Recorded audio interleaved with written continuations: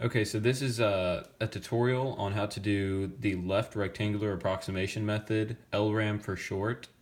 So before we do anything, I think it would be best just to explain what this is, because I think that would help you understand it a lot better. So LRAM is pretty much an under approximation for area for concave up graphs, such as this one, and it's an over approximation for concave down graphs. And we'll do some of those later. But for right now, we have y equals x squared plus 2. And what we want to do is find the area under this graph right here from 0 to 3. So right now, we want to find everywhere under 0, which is the x values, of course, to 3. So right there, we want to find all of that right there. But the way that we're going to do this is by using a rectangular approximation method. So what you first want to do is we want to find, or first we want to start with a number of rectangles. You can choose any number that you want to. I chose 3 for this example just because it's even and we have 3 x values, but you could choose 9, you could choose 100, and the more rectangles that you choose, the more exact or more precise it will be.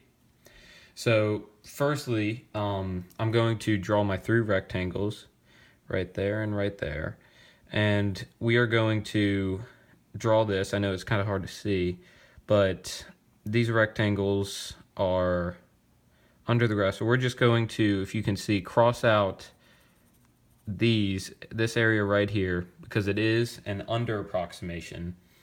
So we want to find the width of these rectangles first, because the ultimate goal here is to find the area of each rectangle and pretty much add them all up. That's all that we're doing. It's just finding the area and adding each one of these rectangles, up. So firstly, we start with the width. And the width, it's a very easy formula. It's b minus a all over n. And n is the number of rectangles that you have. So for this problem, we can just put the denominator is 3 because we have 3 rectangles. And then all b minus a is the starting and end point. So a is always where you start, so that would be 0, and b is 3. As you can see, b and a right there. So all we have to do is 3 minus 0 over 3, and just simple math, that's 1. So the width of each one of these rectangles is just 1. And I mean, you could have done that mentally, but for some of the harder problems, you'll need to use this formula. So the width for each one of these is 1. So we could just write 1, 1, and 1. So next we have to find the height of each rectangle, because of course to find the area, it's width times height. And for the height, it's very easy. All you do is you just plug back in your x values to this formula to find the y. So for the first one, for the first height of this first triangle, all we have to do, it's very easy, is just f of 0 equals 0 squared, because we are starting with the x value 0, 0 squared plus 2, and of course that just equals 2. So the height of your first rectangle right here is 2. So we just repeat this again, and we go up to 2, not 3, because it is an under approximation.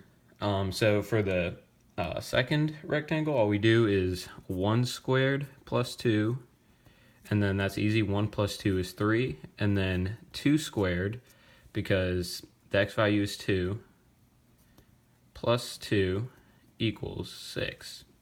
So once you have this, you now have the height and width of each triangle. So all you have to do is just find the area.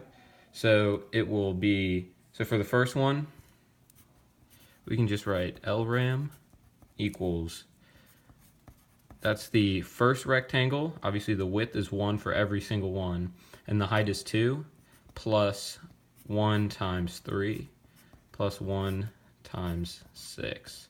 And if we add those all up, the area under this curve is 11.